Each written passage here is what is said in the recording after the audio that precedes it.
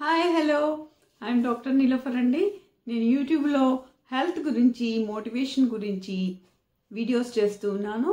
ఇంతకుముందు మీరు నా వీడియోస్ చూడకపోతే వెంటనే చూడండి అండ్ లైక్ చేసి ఖచ్చితంగా సబ్స్క్రైబ్ చేసుకోండి. ఇవాళ మన టాపిక్ అయితే డయాబెటీస్ ఉన్నవాళ్ళు బీట్రూట్ తినొచ్చా అనే దాని గురించి.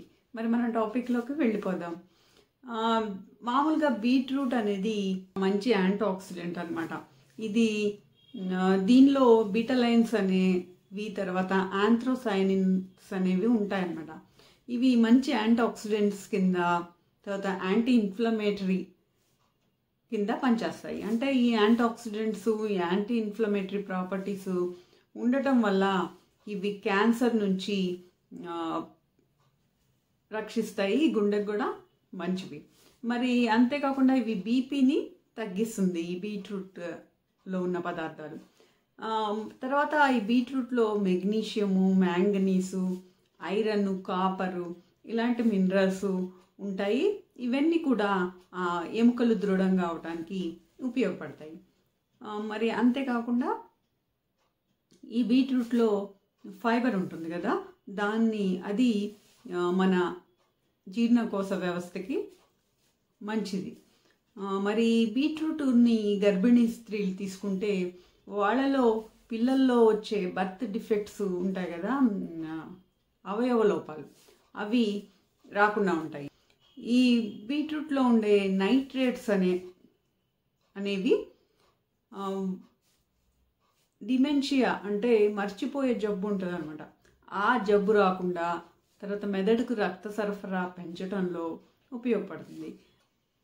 లివర్ని కూడా ఈ బీట్రూట్ డీటాక్స్ చేస్తుంది. తర్వాత ఇన్సులిన్ సెన్సిటివిటీని కూడా ఈ బీట్రూట్ పెంచుతుంది, ఇమ్యూనిటీని కూడా పెంచుతుంది.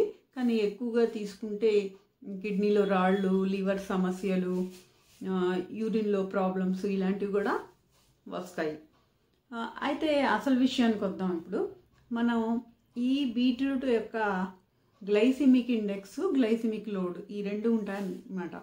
డయాబెటీస్లో వాళ్ళు తినొచ్చా లేదా అని డిసైడ్ చేయడానికి ఈ రెండింటిని బట్టి మనం చూసుకుంటాము. ఇప్పుడు మామూలుగా బీట్రూట్ యొక్క గ్లైసిమిక్ ఇండెక్స్ 60-61 అలా ఉంటుంది. తర్వాత గ్లైసిమిక్ లోడ్ అనేది 5 ఉంటుందన్నమాట.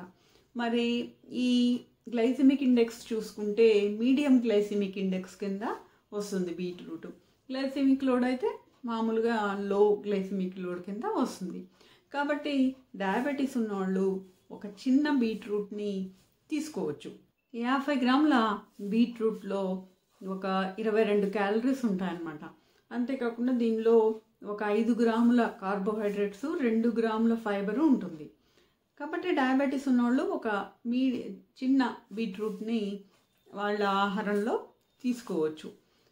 మరి కొంతమంది అడుగుతూ ఉంటారు, బీట్రూట్ జ్యూస్ తాగొచ్చా అని చెప్పి. చిన్న బీట్రూట్ని జ్యూస్ తీసుకొని ఫిల్టర్ చేసుకొని తాగితే షుగర్ పెరగదన్నమాట. మరి అంతేగాని దానిలో మళ్ళీ తేనె అని వేరే వేరే పదార్థాలు కలిపి తీసుకోకూడదు, కేవలం బీట్రూట్ వరకే తీసుకోవాలి. అలాగా ఈ డయాబెటీస్ ఉన్నవాళ్ళు మధ్య మధ్యలో వాళ్ళ ఆహారంలో ఈ చిన్న సైజు బీట్రూట్ అనేది ఇంక్లూడ్ చేసుకోవచ్చు. డయాబెటీస్ బాగా కంట్రోల్లో ఉన్నప్పుడు దీనివల్ల వాళ్ళకి పెద్దగా నష్టమేమీ జరగదు. కంట్రోల్లో లేకపోతే ఏ ఆహార పదార్థము కార్బోహైడ్రేట్ ఉన్నది తీసుకున్నా కూడా వాళ్ళకి ఈ డయాబెటీస్ అనేది పెరుగుతుంది. కాబట్టి డయాబెటీస్ కంట్రోల్లో ఉన్నవాళ్ళు ఒక చిన్న సైజు బీట్రూట్ని తీసుకోవచ్చు. మరి అదండి బీట్రూట్ గురించి. మరి మీకు ఈ టాపిక్ నచ్చితే వెంటనే లైక్ చేసి షేర్ చేయండి. ఏమైనా డౌట్స్ ఉంటే కామెంట్ రూపంలో తెలియజేయండి. అండ్ సబ్స్క్రైబ్ చేసుకుని నోటిఫికేషన్ ఆన్ చేసుకుంటే ఇలాంటి మరిన్ని మంచి వీడియోస్ మీరు చూడగలుగుతారు. And thank you for watching. మరొక వీడియోలో మళ్ళీ కలుద్దాం.